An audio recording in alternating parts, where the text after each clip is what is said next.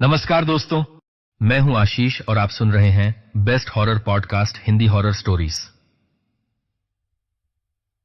आज की कहानी है निशाचरी एक चुड़ैल। उम्मीद करता हूं कि आप सब बहुत अच्छे होंगे। मेरे बहादुर दर्शकों, थ्रिल और चिल्स के एक और रोंगटे खड़े कर देने वाले नए एपिसोड में आपका फिर से स्वागत है। भूत प्रेत, पिशाच और शैतानों की रोमांचक कहानियां आपको इस चैनल पर सुनने को मिलती हैं। अगर आपको ऐसी ही वीडियोस देखना पसंद है तो चैनल को सब्सक्राइब करके अभी हमसे जुड़ जाइए, क्योंकि हम हमेशा ऐसी यूनिक और सस्पेंस से भरी कहानियां लाते रहते हैं, तो कहीं वो आपसे मिस ना हो जाए। तो हेडफोन लगाइए और कमरे की लाइट्स बंद कर लें, क्योंकि डरावनी यात्रा शुरू होने वाली है। और हाँ, मैंने हाल ही में एक सस्पेंस और हॉरर से भरी कहानी रात का अजीब सफर एक्सप्लेन की है। अगर आपने इसे मिस कर दिया है तो उसका लिंक डिस्क्रिप्शन में है, जाकर जरूर देखें। तो आइए ज्यादा समय बर्बाद न करते हुए सुनते हैं आज की यह कहानी, जिसमें दिल को दहलाने वाला डर और सस्पेंस है, जिसका आपको बेसब्री से इंतजार है। दोस्तों, आज की कहानी में अंत तक बने रहना। ट्रस्ट मी, आपको बहुत मजा आने वाला है, क्योंकि सस्पेंस खतरनाक है जो आपको हिलाकर रख देगा। रात के करीब 2 बज चुके थे। मौसम भी खराब था। सुनील 2 घंटे से अपने ऑटो में बैठा किसी सवारी का इंतजार कर रहा था। सुनील एक ऑटो ड्राइवर था जो रात में ही ऑटो चलाता था, मगर 2 घंटे से उसे कोई भी सवारी नहीं मिली थी। सुनील बड़बड़ाते हुए गुस्से में खुद से ही बातें करने लगा। 2 दिन से कोई बोनी नहीं हुई, लगता है आज की रात भी खाली ही जाएगी। इन सवारियों को भी पता नहीं क्या हो गया है। पहले रात में अच्छी खासी कमाई हो जाती थी। अगर इसी तरह से सब कुछ चलता रहा तो मुझे अब दिन में ही ऑटो चलाना पड़ेगा। सुनील अपने मन ही मन ये वाक्य बड़बड़ा ही रहा था कि उसके कानों में किसी आदमी की आवाज टकराई। तुम्हारा ऑटो खाली है क्या? आवाज सुनकर सुनील सामने खड़े हुए उस व्यक्ति की ओर देखने लगा। सुनील अपनी सोच में इस कदर खो गया था कि उसे एहसास ही नहीं हुआ कि वह व्यक्ति कितनी देर से सुनील को देख रहा था। अपनी ओर इस तरह से देखता देख उस व्यक्ति ने दोबारा सुनील की ओर देखकर कहा, क्या कानों से कम सुनाई देता है तुम्हें? तुमसे कुछ पूछ रहा हूं, तुम्हारा ऑटो खाली है क्या? सुनील ने उस व्यक्ति से कहा, हाँ साहब, बिल्कुल खाली है। मैं तो रात में ही ऑटो चलाता हूं। तो फिर मैं इतनी देर से तुम्हें आवाज लगा रहा हूं, तुम सुन क्यों नहीं रहे थे? मुझे लगा तुम सो गए। नहीं साहब, मैं तो दिन में सोता हूं, रात में नहीं। वैसे आपको जाना कहां है? तुम्हें इस बात से कोई मतलब नहीं है कि मुझे कहां जाना है। मैं जहां कहूं वहां उतार देना। सुनील ने देखा, वो व्यक्ति ब्लैक कोट पैंट पहने हुए था और उसके हाथ में एक बड़ा सा सूटकेस था, लेकिन उस व्यक्ति का चेहरा थोड़ा सा घबराया हुआ था। सुनील ने उस व्यक्ति से दोबारा कहा, क्या बात है साहब? जहां तक मैं जानता हूं सर्दी अच्छी खासी पड़ रही है। इतनी सर्दी में आपके चेहरे पर पसीना कैसा? सुनील की बात सुनकर वो व्यक्ति झुंझला गया और उसने कहा, बकवास मत करो। तुम्हें चलना है या नहीं चलना? अरे क्यों नहीं साहब, आप तो नाराज हो गए। नाराज होने वाली बात ही है। तुम एक ऑटो ड्राइवर हो, कोई पुलिस वाले नहीं। ठीक है साहब, ज्यादा बहस मत करो, अब चलो। इतना कहकर वह व्यक्ति सुनील के ऑटो में बैठ गया और सुनील ऑटो चलाने लगा। उस व्यक्ति ने सुनील से कहा, मेरी समझ में नहीं आ रहा, तुम ऑटो इतनी स्लो क्यों चला रहे हो? रात का समय है, सड़क बिल्कुल सुनसान है, थोड़ा तेज चलाओ। उस व्यक्ति की बात सुनकर सुनील ने ऑटो की रफ्तार तेज कर दी, मगर सुनील को वह व्यक्ति कुछ संदिग्ध सा लग रहा था। अचानक उस व्यक्ति के फोन की घंटी बज उठी। वह व्यक्ति अपने मोबाइल से किसी से कुछ बातें करने लगा। सुनील ऑटो जरूर चला रहा था, लेकिन उसका पूरा ध्यान उस व्यक्ति की बातों पर था। सुनील उसकी बातों को बहुत गौर से सुन रहा था। हेलो, अरे बोला ना, वह सूटकेस के अंदर है, और मैंने मना किया था ना कि मुझे फोन मत करना। मैं कुछ ही देर में तुम्हारे पास आ रहा हूं, अब इससे ज्यादा कुछ मत बोलो, दीवारों के भी कान होते हैं, समझे तुम? इतना कहकर उस व्यक्ति ने फोन रख दिया। सुनील को उस व्यक्ति की यह बात बहुत ही अजीब लगी। अचानक उस व्यक्ति ने एक सुनसान सड़क पर ऑटो रोकने को कहा। सुनील ने ऑटो रोककर उस व्यक्ति से कहा, यहां क्या है साहब, ये तो जंगल है, तुम्हें इस बात से कोई मतलब नहीं है ऑटो ड्राइवर। उस व्यक्ति ने अपनी जेब से 1000 रुपए निकालकर सुनील को दे दिए और उसकी तरफ देखकर दोबारा कहा, अपने काम से काम रखो, अब जाओ यहां से। सुनील उस व्यक्ति की ओर गौर से देखने लगा, मगर उस व्यक्ति ने सुनील के इस तरह देखने पर कोई प्रतिक्रिया जाहिर नहीं की और उसने अपने कदमों का रुख जंगल की ओर कर लिया। सुनील को मामला थोड़ा सा गड़बड़ लगा। सुनील भी उस व्यक्ति के पीछे पीछे दबे पांव चुपके चुपके चलने लगा। थोड़ी ही देर बाद सुनील ने देखा कि सामने आग जल रही थी और उस व्यक्ति ने अपने कदमों की रफ्तार थोड़ी तेज कर दी। उस व्यक्ति को बिल्कुल भी आभास नहीं था कि पीछे पीछे सुनील भी उसका पीछा कर रहा था। सुनील ने देखा कि वह व्यक्ति उस जगह पर पहुंच गया जहां पर आग जल रही थी। वहां दो लोग बैठे हुए थे। एक व्यक्ति तांत्रिक जैसा था और दूसरा व्यक्ति जिसकी उम्र 40 वर्ष के करीब होगी, वह शहर का मालूम पड़ता था। सुनील पेड़ के पीछे छिपकर उन तीनों को देखने लगा। सूटकेस वाला व्यक्ति जैसे ही उन दो व्यक्तियों के करीब पहुंचा, तांत्रिक ने चिल्लाकर उससे कहा, तुझे आने में इतनी देर कैसे हो गई? तुझे पता नहीं है कि आज की रात यह क्रिया होना बहुत जरूरी है, नहीं तो हमारी सारी मेहनत बेकार जाएगी। उस व्यक्ति ने अपने माथे का पसीना पोंछते हुए तांत्रिक से कहा, तुमने मुझे जो काम दिया था वह कोई बच्चों का काम नहीं था, और इस सूटकेस में कोई बच्चों के खिलौने नहीं हैं, बल्कि एक जिंदा बेहोश लड़की है। शहर में पुलिस भी होती है और बहुत से लोगों की आंखें भी होती हैं। सब कुछ इतना आसान नहीं होता। हाँ, पता है मुझे। अब जल्दी से इस सूटकेस को खोल। उस व्यक्ति ने सूटकेस खोल दिया। सूटकेस के अंदर 20 या 21 वर्षीय एक बेहोश लड़की थी। यह देखकर सुनील को चक्कर आ गया। तांत्रिक ने उस व्यक्ति से कहा, इसके ऊपर पानी डाल, इसको होश में लाना बहुत जरूरी है। तांत्रिक के इतना कहते ही उस व्यक्ति ने युवती के मुंह पर पानी फेंक दिया। वह युवती अचानक होश में आ गई और हक्का बक्का इधर उधर देखने लगी। उस लड़की ने उस व्यक्ति की ओर देखकर कहा, यह सब क्या है? तुम इतने बड़े धोखेबाज निकलोगे, मुझे इसका अंदाजा भी नहीं था। उस युवती की बात सुनकर तांत्रिक चिल्लाकर बोला, बकवास मत कर, तेरा अंतिम समय आ गया है। इतना कहकर तांत्रिक ने एक चमकता हुआ खंजर उस व्यक्ति के सामने फेंक दिया और कहा, इस लड़की का तुरंत गला काट दे और इसका सिर इस आग में फेंक दे। तांत्रिक की बात सुनकर वह व्यक्ति घबरा गया। नहीं, मैं यह नहीं कर सकता। मेरा काम इस लड़की को बस यहां तक लाना था। इतना कहकर वह वहां से भाग खड़ा हुआ। अब वहां पर सिर्फ 2 लोग रह गए थे। तांत्रिक ने दूसरे व्यक्ति से कहा, इस काम को अब तुम करो। तांत्रिक की बात सुनकर उस व्यक्ति की आंखों में अजीब सी शैतानियत सवार हो गई और उसने बिना देरी किए उस युवती का गला काटकर उसे जलती आग में फेंक दिया। जैसे ही उसने यह किया, मौसम बदल गया। अचानक से आसमान में काले बादल छा गए और बिजली कड़कने लगी। यह देखकर सुनील बुरी तरह डर गया। देखते ही देखते उस आग से एक धुआं उठा और उस धुएं की एक अजीब सी आकृति बन गई। देखते ही देखते वो आकृति एक खूबसूरत लड़की का रूप धारण कर गई और जोर जोर से हंसने लगी। उस लड़की ने तेज आवाज में तांत्रिक की ओर देखकर कहा, निशाचरी को यहाँ किसने बुलाया है? उस युवती को देखकर तांत्रिक की आंखों में चमक आ गई। उसने उससे कहा, तुम्हें यहां मैंने बुलाया है। तांत्रिक की बात सुनकर वह बोली, तांत्रिक, तुझे क्या चाहिए? निशाचरी तुझे सब कुछ देगी, धन दौलत राजपाट। तू क्या चाहता है? सब कुछ। मैं सबसे धनी व्यक्ति बनना चाहता हूं। मुझे जिंदगी का हर ऐशो आराम चाहिए। तो फिर ठीक है। निशाचरी उसी की इच्छा पूरी करती है जो उसके सामने किसी की बलि दे।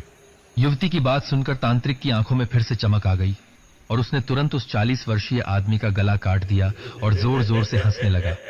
अब तो जो मैं चाहूंगा तुम वो करोगी। नहीं तांत्रिक, यहाँ कोई और भी मौजूद है। जब तक 2 लोग मौजूद हैं तब तक मैं फैसला नहीं कर सकती। तभी उस युवती जिसने अपना नाम निशाचरी बताया था ने चिल्लाकर कहा, पेड़ के पीछे छुपे हुए व्यक्ति बाहर आ जाओ। निशाचरी की बात सुनकर सुनील डरते हुए बाहर आ गया। निशाचरी ने सुनील की ओर देखकर कहा, क्या कहते हो तुम? क्या तुम धन दौलत और ऐशो आराम की जिंदगी नहीं चाहते? निशाचरी की बात सुनकर सुनील की आंखों में चमक आ गई और उसने तुरंत उसकी ओर देखकर कहा, हाँ हाँ, क्यों नहीं। धन दौलत और ऐशो आराम की जिंदगी कौन नहीं चाहता। निशाचरी ने तांत्रिक और सुनील दोनों की ओर देखकर कहा, तुम दोनों में से जो कोई भी किसी एक की बलि देने में कामयाब होगा, मैं हमेशा के लिए उसी की गुलाम बन जाऊंगी। इतना सुनते ही तांत्रिक हरकत में आ गया, मगर सुनील तांत्रिक से ज्यादा फुर्तीला था। सुनील ने बिना सोचे समझे उसी चाकू से तांत्रिक का गला काट दिया और तांत्रिक वहीं ढेर हो गया। निशाचरी जोर जोर से हंसने लगी और सुनील की ओर देखकर बोली, अब से मैं तेरी गुलाम हूं। बोल, तुझे क्या चाहिए? मैं ऑटो चलाते चलाते तंग आ चुका हूं। मुझे सबसे पहले बहुत सारा धन चाहिए, तो फिर जा अपने घर। मैं हमेशा तेरे साथ रहूंगी और सिर्फ तुझे ही दिखाई दूंगी। तेरे अलावा किसी और को नहीं। तू जो मुझसे मांगेगा मैं तुझे दूंगी। सुनील खुशी खुशी ऑटो से अपने घर चला आया। घर जाकर उसने देखा कि उसकी पत्नी सो रही थी। तभी उसकी नजर एक बक्से पर पड़ी और वह उस बक्से को गौर से देखने लगा। तभी उसके कानों में निशाचरी की आवाज आई, देखता क्या है, इस बक्से को खोल। सुनील ने जब बक्सा खोला तो उसमें बेशुमार सोना और हीरे जवाहरात पड़े हुए थे। देखते ही देखते कुछ ही दिनों में सुनील की जिंदगी बदल गई। अब वह अमीरों की तरह रहने लगा। सुनील अपनी पत्नी को बहुत चाहता था। उसकी पत्नी सुमन ने सुनील से बार बार पूछा कि यह धन दौलत कहां से आई, मगर सुनील ने बड़ी खूबसूरती से उसकी बात को टाल दिया। कुछ महीनों बाद सुमन आईने के सामने अपने बाल संवार रही थी और सुनील उसे निहार रहा था। आज उसे अपनी पत्नी पर बहुत प्यार आ रहा था। अपनी ओर सुनील को इस तरह देखता पाकर सुमन ने प्यार से कहा, क्या बात है जी, आज तो मुझे बड़े प्यार से देख रहे हो। आज तुम मुझे बहुत सुंदर लग रही हो सुमन। सुनील की बात सुनकर सुमन इतराते हुए बोली, छोड़ो जी, पिछले 3 महीनों से तो तुमने मुझे छुआ भी नहीं है। मुझे देखने तक की फुर्सत नहीं थी और आज इतना प्यार दिखा रहे हो मुझ पर। सुमन की बात सुनकर सुनील उसके करीब आ गया और उसने प्यार से उसे अपनी बाहों में भर लिया। मगर जैसे ही उसने अपनी पत्नी को अपनी बाहों में लिया, निशाचरी अचानक सामने आ खड़ी हुई। निशाचरी को देखकर सुनील की आंखें फटी की फटी रह गईं। उसका डर के मारे खून सूख गया, क्योंकि पहले निशाचरी खूबसूरत लड़की के रूप में सामने आती थी, लेकिन इस बार उसका चेहरा पूरी तरह से काला था। उसके बाल जमीन तक लटक रहे थे। उसकी आंखें अजीब ढंग से घूम रही थीं और उनका रंग स्याह काले जैसा था। उसके हाथों में भेड़िए जैसे बड़े बड़े नुकीले नाखून थे। अचानक निशाचरी ने सुनील की पत्नी के बाल पकड़कर उसे अपनी ओर खींच लिया और एक झटके में अपने नाखूनों से उसका गला काट दिया। कुछ ही देर में सुमन का सिर उसके धड़ से अलग होकर जमीन पर गिर गया। सब कुछ इतनी जल्दी हुआ कि सुनील को समझने और सोचने का मौका ही नहीं मिला। हक्का बक्का होकर सुनील इस दृश्य को देखता रहा। उसने डरते हुए निशाचरी से पूछा, तुम कौन हो? मुझे पहचाना नहीं सुनील? मैं निशाचरी हूं, लेकिन तुमने शायद निशाचरी का पूरा नाम नहीं सुना। निशाचरी डायन। सुनील ने गुस्से में चिल्लाकर कहा, यह तुमने क्या कर दिया? तुमने मेरी पत्नी को जान से मार दिया। मैं अपनी पत्नी से कितना प्यार करता था। यह सारी धन दौलत, ऐशो आराम तो मैंने अपनी पत्नी के लिए ही चाहा था। सुनील की बात सुनकर निशाचरी जोर जोर से हंसने लगी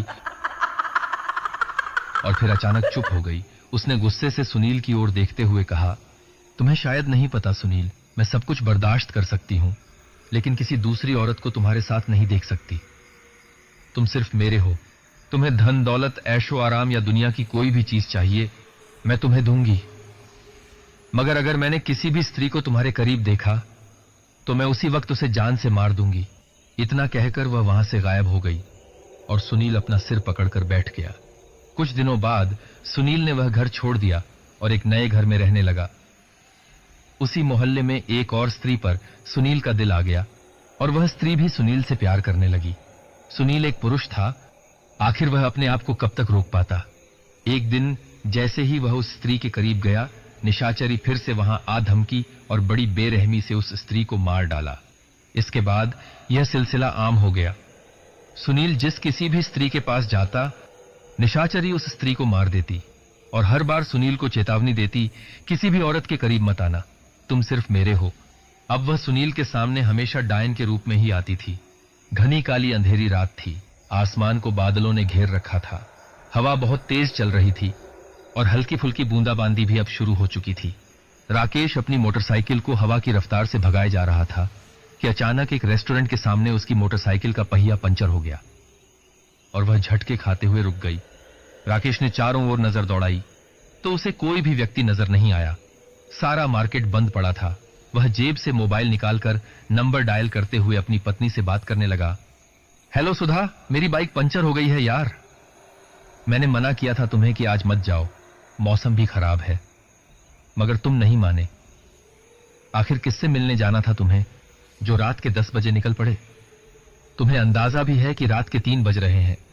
घर आकर सब तुम्हें बताऊंगा। देखता हूं शायद कोई ऑटो वगैरह मिल जाए। Hello hello. अचानक आवाज आना बंद हो गई। राकेश ने देखा कि मोबाइल की बैटरी खत्म हो चुकी थी।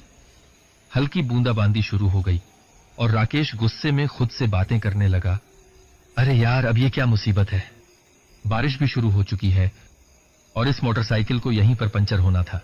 आसपास कोई नजर भी नहीं आ रहा। अब इतनी रात में ऑटो कहां मिलेगा। राकेश गुस्से में बोल ही रहा था कि अचानक उसकी निगाह सामने एक युवती पर पड़ी जो राकेश से कुछ ही दूरी पर खड़ी थी। राकेश उसे देखकर हैरत में पड़ गया। उसने देखा कि युवती ने काले रंग की साड़ी पहन रखी थी और उसके बाल खुले हुए थे। उसका चेहरा रात के अंधेरे में चमक रहा था। वो युवती चलते हुए उसके पास आ रही थी।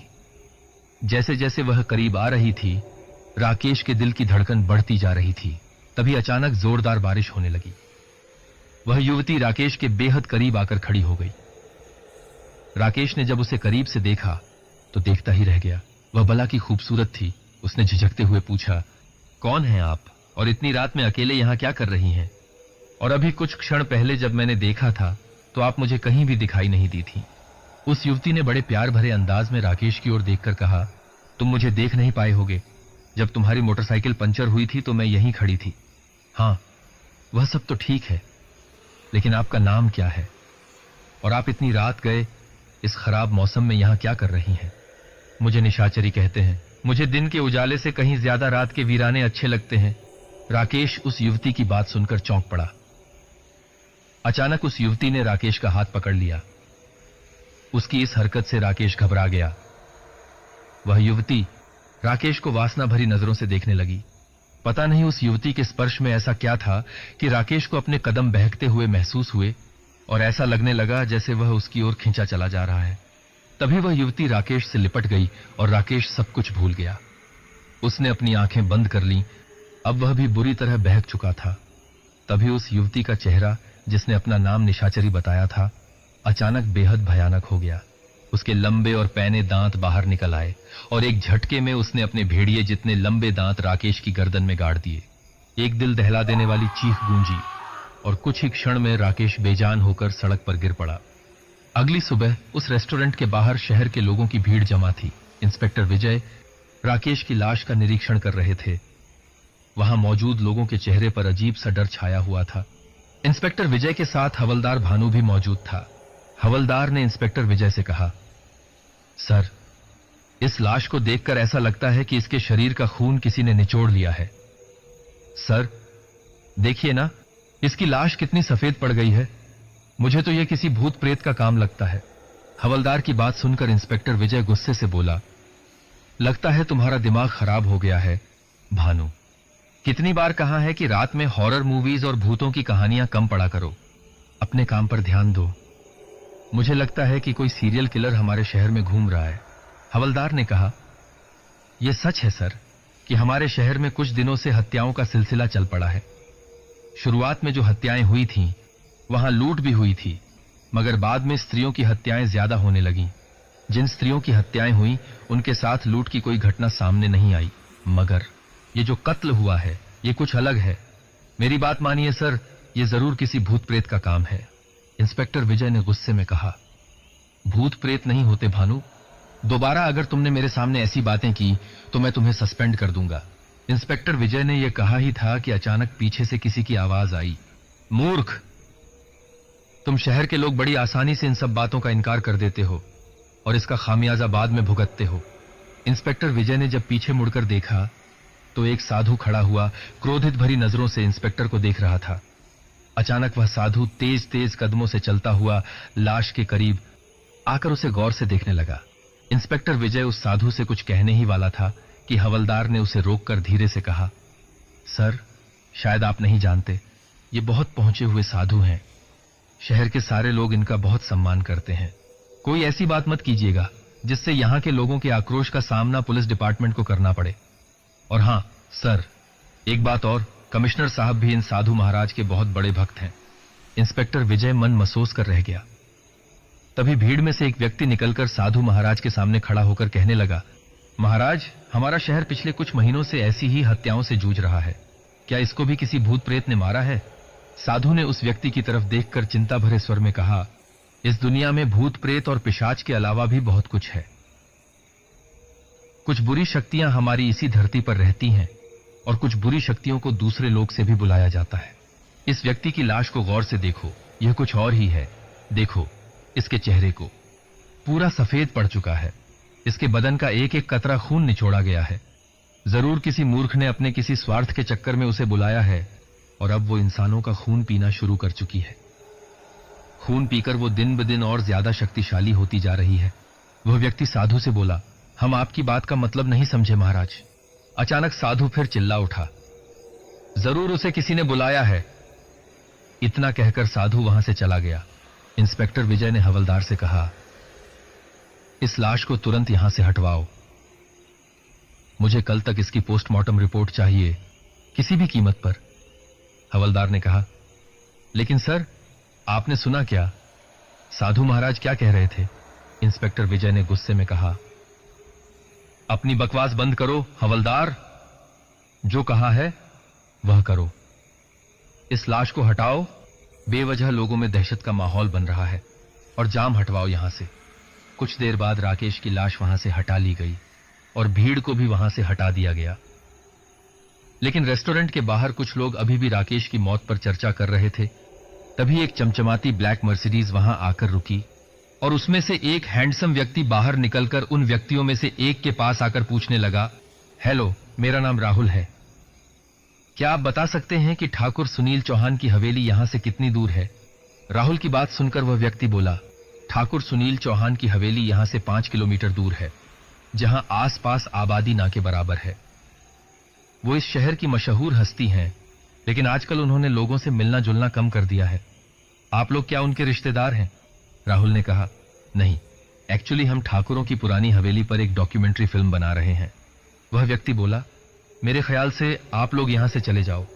आजकल वैसे भी इस शहर में बहुत रहस्यमयी मर्डर हो रहे हैं। इतना कहकर वह व्यक्ति वहां से चला गया।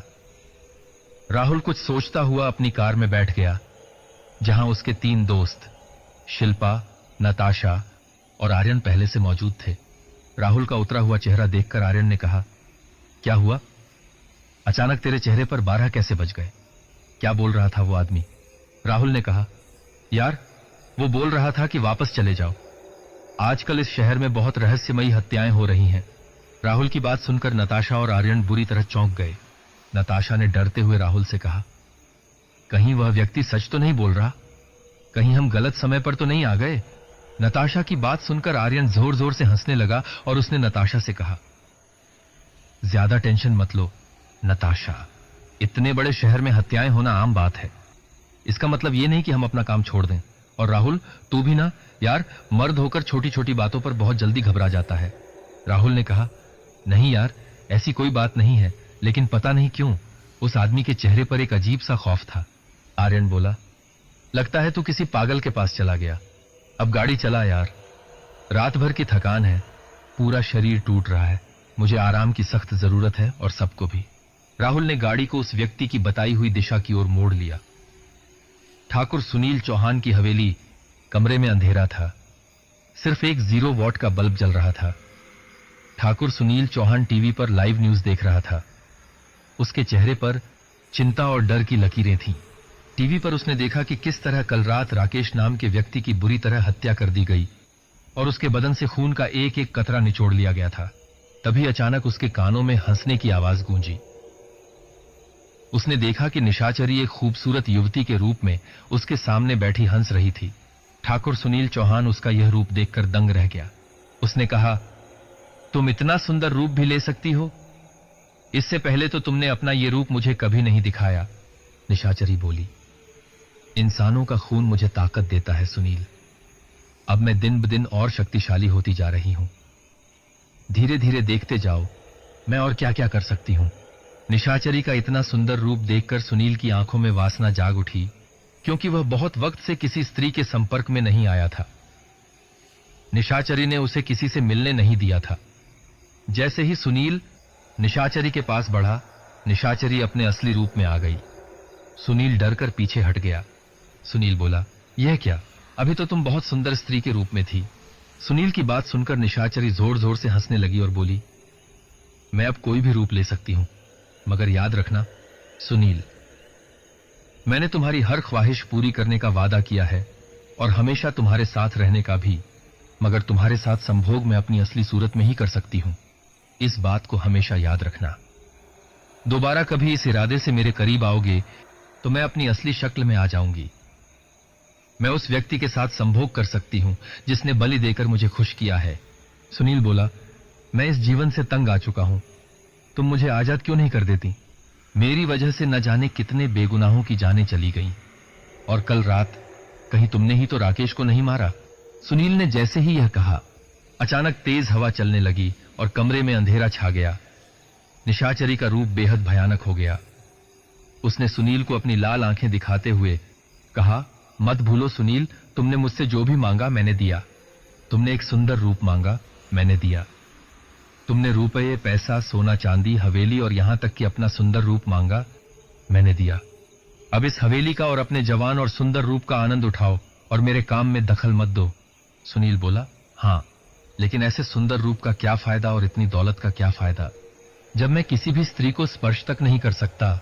निशाचरी ने कहा, यह तुम्हें पहले सोचना चाहिए था, और वैसे भी कुछ पाने के लिए कुछ खोना पड़ता है। अपनी हर ख्वाहिश के लिए छोटा सा बलिदान भी नहीं कर सकते। तुम मेरे हो, सिर्फ मेरे साथ संभोग करो, लेकिन मेरे असली रूप में।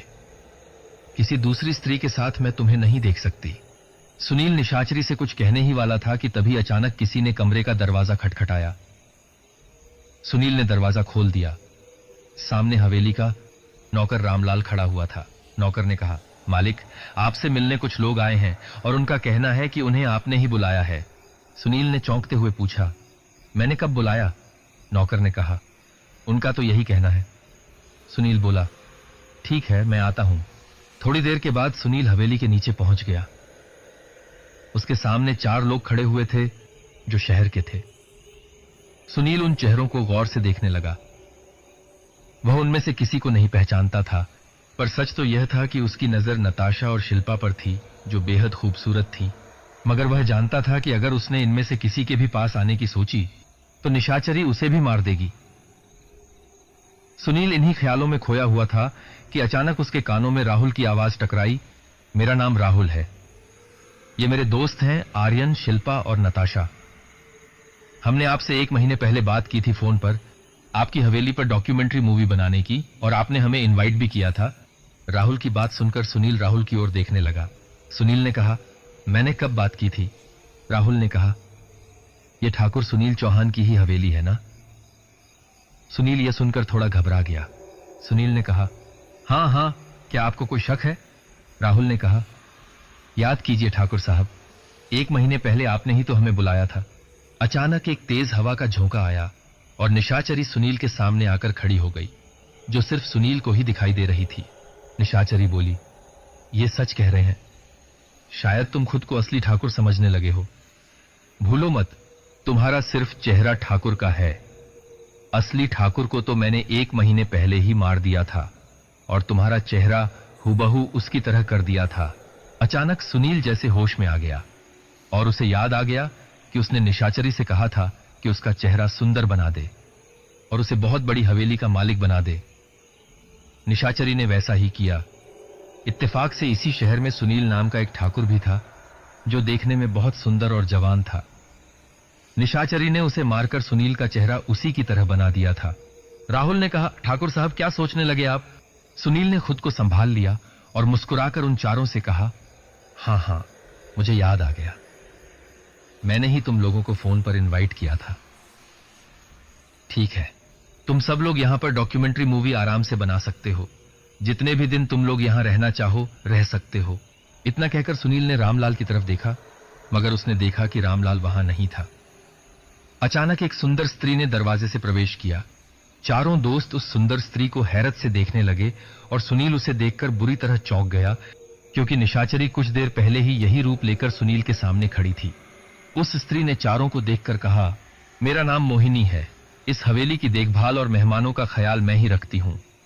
आप लोगों को यहां किसी भी प्रकार की कोई तकलीफ नहीं होगी। आप लोग थक गए होंगे, आइए मैं आपको आपके कमरे दिखा देती हूं। आप लोग नहा धोकर फ्रेश हो जाओ, मैं खाना लगवाती हूं। निशाचरी ने राहुल और उसके दोस्तों को कमरे दिखा दिए और वह हवेली की रसोई में आ गई। तभी वहां सुनील पहुंच गया और उसने चिल्लाते हुए कहा, यह सब क्या है? रामलाल कहां गया? तुम्हारा इरादा क्या है? तुमने रामलाल का क्या किया? अचानक निशाचरी फिर से अपने असली रूप में आ गई और उसने गुस्से से सुनील से कहा, रामलाल का वही हुआ जो होना चाहिए था। सुनील डरते डरते बोला, आखिर तुम करना क्या चाहती हो निशाचरी? कहीं तुम्हारा इन लोगों की जान लेने का तो कोई इरादा नहीं है? सुनील की बात सुनकर निशाचरी के होठों पर रहस्यमयी मुस्कान तैर गई। रात के वक्त चारों दोस्त डाइनिंग टेबल पर बैठे हुए खाने की ओर देख रहे थे। खाना सबके मनपसंद था। निशाचरी, जो इस वक्त एक सुंदर युवती के रूप में उनके सामने मौजूद थी, हंस हंसकर उनसे बातें कर रही थी। सुनील निशाचरी को बहुत गौर से देख रहा था। वह जानता था कि उसके दिमाग में कुछ तो चल रहा है। नताशा ने सबकी ओर देखकर कहा, अरे वाह, खाना तो सब हमारा मनपसंद बना है। नताशा की बात सुनकर आर्यन ने जवाब दिया, सही कहा, मुझे भी बड़ी जोर से भूख लगी थी। मगर ऐसा लगता है कि मोहिनी जी को पहले से ही पता था कि हम सबके फेवरेट फूड क्या है। आर्यन की बात सुनकर मोहिनी मुस्कुराने लगी। सुनील अभी भी गहरी सोच में था कि मोहिनी ने मुस्कुराकर सबसे कहा, आप सब लोग भरपेट खाना खाइए और आराम से सो जाइए, क्या पता कल हो ना हो। उसकी बात सुनकर सुनील चौंक गया और यह बात सुनकर सभी दोस्त हंसने लगे। नताशा ने सुनील को देखकर कहा, ठाकुर साहब, जब हम यहां आए थे तो मुझे लगा था कि आप बहुत बूढ़े होंगे, मगर आप तो काफी यंग और स्मार्ट हैं। नताशा की बात सुनकर सुनील मुस्कुरा दिया, मगर निशाचरी की आंखें लाल हो चुकी थीं। चारों दोस्तों ने पेट भरकर खाना खाया और वे अपने अपने कमरों में चले गए। नताशा ने अपने कमरे का दरवाजा खोला ही था कि अचानक उसके कमरे की लाइट चली गई। चारों ओर अंधेरा छा गया। उसे ऐसा महसूस हुआ जैसे कोई उसके पीछे खड़ा हुआ है। नताशा बुरी तरह घबरा गई। वह अपने कमरे से बाहर निकलने ही वाली थी कि अचानक निशाचरी उसके सामने आकर खड़ी हो गई और उसने एक सेकंड में नताशा का गला उसके धड़ से अलग कर दिया। उसकी जोरदार चीख उसके हलक में ही फंस कर रह गई। आर्यन सोने की तैयारी कर ही रहा था कि अचानक उसकी नजर बैग पर पड़ी। वह बैग नताशा का था। आर्यन समझ गया कि लगता है उसका बैग नताशा के कमरे में है और नताशा का बैग उसके कमरे में आ गया है। आर्यन बैग लेकर नताशा के कमरे में पहुंच गया, मगर जैसे ही उसने पूरे कमरे का नजारा देखा, उसकी आंखें फटी की फटी रह गईं। उसने देखा कि नताशा का धड़ जमीन पर पड़ा हुआ था और उसकी गर्दन अलग पड़ी हुई थी। रक्त फर्श पर फैला हुआ था और एक अजीब सी डायन फर्श पर पड़े खून को चूस चूस कर पी रही थी। आर्यन यह नजारा देखकर हाथ पैर फूल गए। वह वहां से भागने ही वाला था कि अचानक निशाचरी भयानक रूप धारण कर उसके सामने आकर खड़ी हो गई और वह वहशी तरीके से हंसने लगी। आर्यन ने घबराकर हाथ जोड़कर उससे कहा, मुझे जाने दो, तुम जो कोई भी हो, प्लीज मुझे यहां से जाने दो। निशाचरी बोली, ऐसे कैसे जाने दूं तुझे? तेरा खून पीना तो अभी बाकी है। मैंने सोचा था कि कुछ देर बाद आराम से तेरा खून पीऊंगी, मगर लगता है तुझे मरने की बहुत जल्दी थी, जो तू खुद यहां आ गया। आर्यन ने कहा, मैंने तुम्हारा क्या बिगाड़ा है? तुम मुझे क्यों मारना चाहती हो? निशाचरी ने उत्तर दिया, क्योंकि मुझे इंसानों का खून पीने से ताकत मिलती है और जब से मैंने खून पीना शुरू किया है, मैं दिन पर दिन ताकतवर होती चली जा रही हूं। मेरी शक्ति बढ़ती जा रही है। तुम चारों दोस्तों को मारकर मैं पूरी तरह से स्वतंत्र हो जाऊंगी और मेरा कोई कुछ नहीं बिगाड़ सकेगा। फिर मैं सुनील को भी मार दूंगी। आर्यन ने कहा, तुम क्या कह रही हो? मुझे कुछ समझ में नहीं आ रहा। निशाचरी ने कहा, तुझे समझने की जरूरत नहीं है, मरने के लिए तैयार हो जा।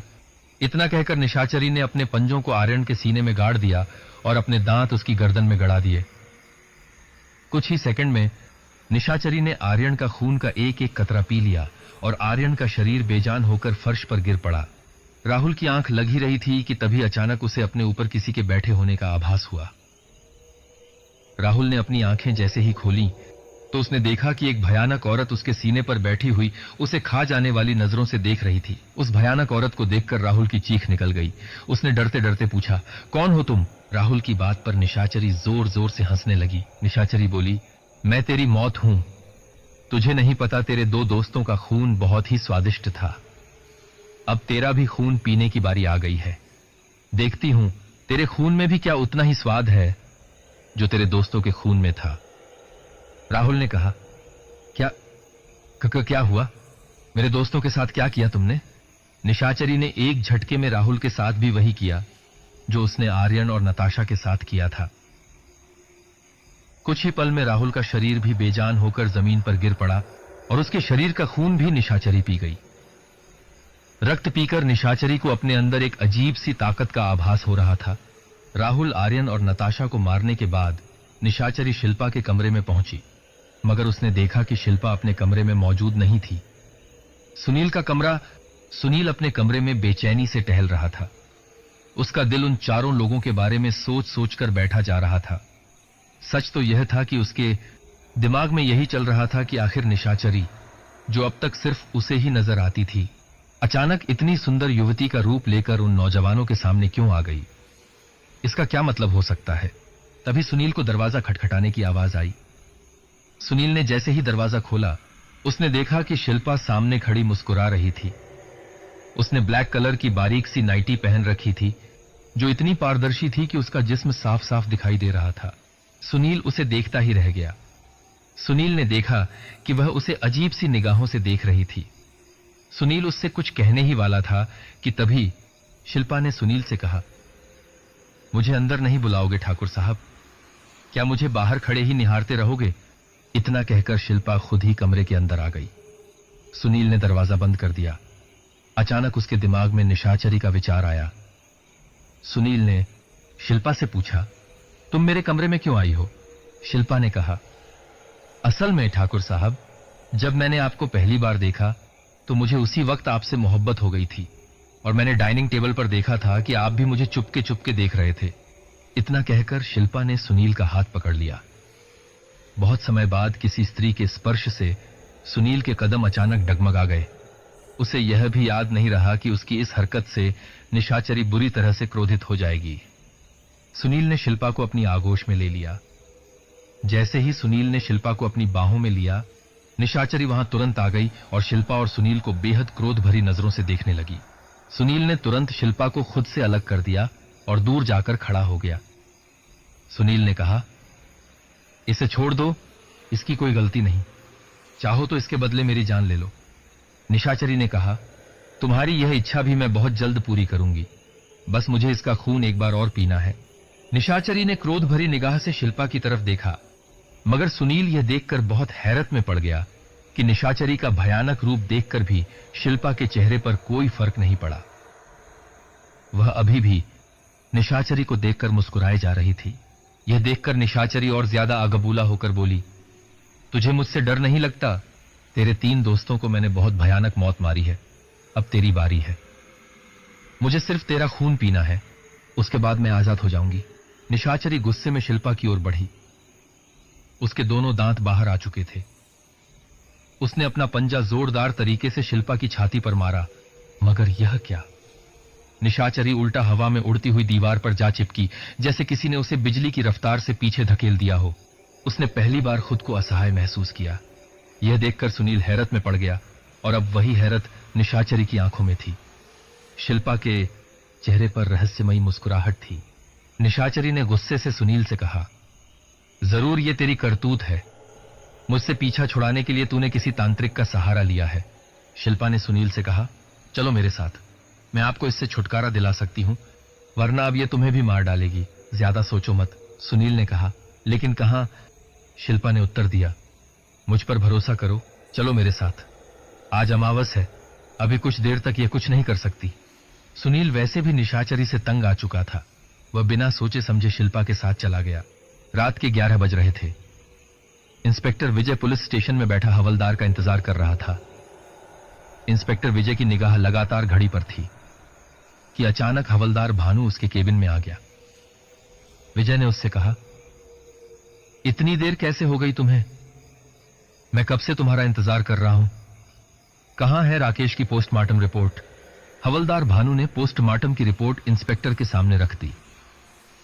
इंस्पेक्टर विजय उस रिपोर्ट को गौर से पढ़ने लगा। रिपोर्ट में लिखा था कि राकेश की गर्दन पर 2 सुराख पाए गए हैं, जहां से खून निकाला गया है। इंस्पेक्टर विजय ने हवलदार भानु से कहा, ऐसे कैसे हो सकता है? अगर खून निकाला गया होता तो वहां खून के कतरे भी मौजूद होते। हवलदार भानु बहुत ही रहस्यमयी मुस्कान के साथ बोला, क्यों नहीं हो सकता? राकेश को अगर किसी इंसान ने मारा होता तो खून के कतरे जरूर मौजूद होते, मगर उसे किसी चुड़ैल ने मारा है सर। इंस्पेक्टर विजय ने कहा। तुम फिर अपनी बकवास करने लगे। हवलदार बोला। बकवास नहीं, यह सच है। और राकेश कोई दूध का धुला हुआ नहीं था, बल्कि वह खुद एक अपराधी था। इंस्पेक्टर विजय ने हैरान होकर कहा, यह क्या कह रहे हो तुम? हवलदार ने कहा, उसके खिलाफ दूसरे थाने में दर्जनों शिकायतें दर्ज हैं। वह दरअसल लड़कियों का अपहरण करता था और उन्हें बेच दिया करता था। इतना कहकर हवलदार ने दूसरी फाइल इंस्पेक्टर के सामने रख दी, जिसमें राकेश के खिलाफ दर्जनों एफआईआर की कॉपी मौजूद थी। इंस्पेक्टर विजय जल्दी से उन्हें पढ़ने लगा और उसने हवलदार भानु से कहा, तो इसका मतलब यह कि राकेश की हत्या शायद किसी दुश्मन ने की हो। हवलदार ने उत्तर दिया, आप फिर गलत सोच रहे हैं सर। कुछ महीनों पहले इसी शहर की एक लड़की नीता गायब हो गई थी, जिसे आखिरी बार राकेश के साथ देखा गया था। उस लड़की को लेकर पुलिस ने राकेश से पूछताछ भी की थी, मगर कोई सबूत न होने की वजह से उसे छोड़ दिया गया था। मगर राकेश किसी गैंग के लिए काम नहीं करता था, वह एक तांत्रिक के लिए काम करता था। इससे पहले भी वह अलग अलग शहरों से कई लड़कियों को उस तांत्रिक को दे चुका था। इंस्पेक्टर विजय ने कहा, तुम्हारा कहने का मतलब क्या है? मतलब यह है सर, उन लड़कियों की बलि दी जाती थी। तुम इतना यकीन के साथ कैसे कह सकते हो कि उन लड़कियों की बलि दी जाती थी? मैं वह जगह भी आपको दिखा सकता हूं। तुम इस बारे में इतना सब कुछ कैसे जानते हो? तभी थाने में अचानक एक बाबा ने प्रवेश किया। यह वही बाबा थे जो एक दिन पहले इंस्पेक्टर विजय से मिले थे। इंस्पेक्टर विजय ने पूछा, तुम यहां कैसे? मगर बाबा ने मुस्कुराकर इंस्पेक्टर की ओर देखा और कहा, हवलदार भानु को यह सारी बातें मैंने ही बताई हैं। इंस्पेक्टर, मैं पुलिस की भी मदद कर रहा हूं और साथ में पूरी मानवता की। तुम जानना चाहते हो ना कि उन लड़कियों की बलि क्यों दी जाती थी? क्योंकि उन लोगों का मकसद एक डायन को बुलाना था, जिसे निशाचरी कहते हैं। निशाचरी एक बहुत ताकतवर चुड़ैल होती है इंस्पेक्टर, इतनी ताकतवर कि तुम उसका अंदाजा भी नहीं लगा सकते। इंस्पेक्टर विजय बोला, व्हाट नॉनसेंस, ये तुम क्या बकवास कर रहे हो? बाबा ने उत्तर दिया, मुझे लगता है कि तुम्हें खुद अपनी आंखों से देखना चाहिए। कुछ ही देर बाद तीनों लोग उसी जंगल में खड़े हुए थे जहां बलि दी गई थी और निशाचरी को प्रसन्न किया गया था। कुछ मानव कंकाल वहां पड़े हुए थे। इंस्पेक्टर विजय यह सारा नजारा देखकर सहम गया। तभी अचानक आसमान में काले बादल मंडराने लगे और तेज हवाएं चलने लगीं। बाबा ने तुरंत चारों तरफ एक सिंदूर का गोल घेरा बनाया और कुछ अभिमंत्रित दाने बिखेर दिए।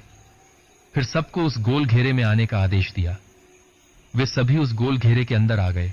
इंस्पेक्टर विजय बाबा के कदमों में गिर गया और बोला, मुझे माफ कर दो बाबा, मुझे आप पर यकीन करना चाहिए था। बाबा ने कहा, इसमें तुम्हारी कोई गलती नहीं है, अब उठो। इंस्पेक्टर विजय ने पूछा, मगर यह सब क्या है बाबा? तभी अचानक शिल्पा सुनील को लेकर आ गई। सुनील का चेहरा बुरी तरह से डरा हुआ था। बाबा ने इंस्पेक्टर से कहा, बातें बाद में कर लेना, पहले इस व्यक्ति को पकड़ लो। इंस्पेक्टर और हवलदार ने तुरंत सुनील को पकड़ लिया। बाबा ने शिल्पा से पूछा, तुम्हें कोई तकलीफ तो नहीं हुई? शिल्पा ने जवाब दिया, मेरे 3 दोस्त मारे गए बाबा। मुझे नहीं पता था कि निशाचरी उनकी हत्या इतनी जल्दी कर देगी। बाबा ने सांत्वना देते हुए कहा, कोई बात नहीं, इस मानवता के लिए अगर उन तीनों ने अपनी जान दी है तो वे जरूर स्वर्ग में जाएंगे। सुनील हक्का बक्का सब कुछ देख रहा था। उसकी कुछ भी समझ में नहीं आ रहा था। उसने चिल्लाकर पूछा, यह सब क्या है और मुझे क्यों पकड़ रखा है? बाबा ने कहा, मूर्ख आदमी, तुझे क्या लगता है कि निशाचरी को तूने खुश कर दिया था? यह निशाचरी चुड़ैल शुरू में तो खुश करने वाले व्यक्ति को सब कुछ देती है और हमेशा उसके साथ रहने का दावा करती है, मगर यह बहुत जल्द उससे ऊब जाती है और फिर उससे छुटकारा पाने का प्रयत्न करती है। 5 लोगों का खून अगर निशाचरी पी जाए तो वह तंत्र शक्ति से मुक्त हो जाती है। मूर्ख, निशाचरी अपने मकसद के बहुत करीब थी। अगर मैंने शिल्पा के ऊपर अपनी मंत्र शक्ति से सुरक्षा कवच नहीं दिया होता तो निशाचरी इसका भी खून पी जाती और फिर तुझे भी मार देती। इंस्पेक्टर ने कहा, लेकिन बाबा, यह तो ठाकुर सुनील चौहान है। बाबा ने उत्तर दिया, यह सुनील चौहान नहीं बल्कि एक मामूली ऑटो ड्राइवर सुनील है। इतना कहकर बाबा ने अपने झोले में से लाल रंग का सिंदूर निकाला और जैसे ही सुनील के चेहरे पर मारा, सुनील अपने असली रूप में आ गया। यह देखकर इंस्पेक्टर दंग रह गया। बाबा ने कहा, इसको बांध दो। हवलदार ने वैसा ही किया। सुनील ने चिल्लाकर कहा, ये आप लोग क्या कर रहे हैं? बाबा ने गंभीरता से कहा, मरना तो तुझे किसी भी हाल में होगा सुनील। तेरे कर्मों की सजा तुझे ही भुगतनी होगी। जानता है यह शिल्पा कौन है? यह शिल्पा उसी नीता की बहन है जिसकी बलि तेरी आंखों के सामने दी गई थी। मैंने अपनी तंत्र शक्ति से पता लगा लिया था कि यह सारी बलि निशाचरी को प्रसन्न करने के लिए की गई थी। निशाचरी को वापस भेजने के लिए एक हिम्मत वाली लड़की की जरूरत थी और मुझे शिल्पा जैसी हिम्मत वाली लड़की मिल गई जो बदले की आग में जल रही थी। अब उस चुड़ैल को इस दुनिया से वापस भेजना ही होगा। शिल्पा पर हमला करके वह कुछ देर के लिए कमजोर जरूर पड़ी है। जल्दी अगर तेरी बलि नहीं दी गई तो वह अपना 5वां शिकार कहीं ना कहीं ढूंढ ही लेगी। लेकिन चूंकि वह मनुष्य नहीं है, एक चुड़ैल है, इसलिए वह यहां पर एक बार जरूर आएगी। इतना कहकर बाबा कुछ मंत्र पढ़ने लगे। तभी वहां अचानक निशाचरी आ गई और उसने गुस्से से बाबा की तरफ देखकर कहा, तो तूने मुझे मारने के लिए यह षड्यंत्र रचा है बाबा। तुझे क्या लगता है तू मुझे मार देगा? बाबा ने उत्तर दिया, तुझे हर हाल में इस दुनिया से वापस जाना होगा चुड़ैल। निशाचरी ने जवाब दिया, नहीं, तुझे मेरी शक्तियों का अंदाजा नहीं है। बाबा ने तुरंत एक अभिमंत्रित चाकू शिल्पा की ओर फेंक दिया और चिल्लाकर कहा, जल्दी से सुनील का गला एक झटके में अलग कर दो। जैसे ही यह मरेगा, निशाचरी खुद ब खुद मर जाएगी। अभी भी यह उससे जुड़ी हुई है। शिल्पा ने तुरंत चाकू पकड़ लिया। निशाचरी तुरंत इंस्पेक्टर विजय के ऊपर झपटी, मगर वह सब लोगों के गोल घेरे में थे, इसलिए वह चाहकर भी अंदर नहीं आ पाई। अचानक जोर जोर से हवाएं चलने लगी, मौसम बदलने लगा और भयंकर बिजली कड़कने लगी। यह सब देखकर हवलदार और इंस्पेक्टर विजय बुरी तरह से डर गए। वह दोनों डरकर वहां से भागने ही वाले थे कि बाबा ने चिल्लाकर कहा, ऐसी गलती भूल कर भी मत करना। यह सब उसका भ्रमजाल है। वह तुम्हें इस गोल घेरे से बाहर निकलने के लिए अपनी शक्तियों का इस्तेमाल कर रही है। तुम में से अगर वह किसी एक का भी खून पीने में कामयाब हो गई तो हम सब मारे जाएंगे और ना जाने कितने लोग मारे जाएंगे। बाबा की बात सुनकर इंस्पेक्टर और हवलदार के कदम वहीं रुक गए। बाबा ने शिल्पा की ओर देखकर कहा, अब देर मत करो, इसकी गर्दन काट दो। सुनील ने कहा, मुझे माफ कर दो। शिल्पा बोली, तू माफी के लायक नहीं हरामजादे, तू दौलत का लालची है। लेकिन मैंने तुम्हारी बहन को नहीं मारा तो क्या हुआ? तू भी एक लालची आदमी है, तू इस गुनाह में बराबर का शरीक है। तभी निशाचरी ने चीख कर कहा, ऐसा मत करो, अब तुम जो कहोगी मैं वही करूंगी। अब मैं किसी को नहीं मारूंगी, हमेशा मैं इसके साथ रहूंगी। मगर शिल्पा ने उसकी एक नहीं सुनी और एक ही झटके में सुनील की गर्दन अलग कर दी। जैसे ही सुनील की गर्दन उसके धड़ से अलग हुई, निशाचरी बुरी तरह से चीखने लगी। उसके जिस्म पर आग लग गई और पूरा जंगल उसकी चीखों से गूंज गया। देखते ही देखते वह मिट्टी में मिल गई। तो दोस्तों, यह कहानी यहीं पर समाप्त होती है। आप लोगों को मेरी कहानी कैसी लगी मुझे कमेंट में जरूर बताइए। अगर आपको पसंद आई हो तो वीडियो को लाइक करके अगली नई कहानी का पता चलने के लिए चैनल को जरूर सब्सक्राइब कर दें और इस वीडियो को जितना हो सके उतना शेयर करें। तो मिलते हैं आपसे अगली वीडियो में। कहानी कैसी लगी जरूर बताना। धन्यवाद।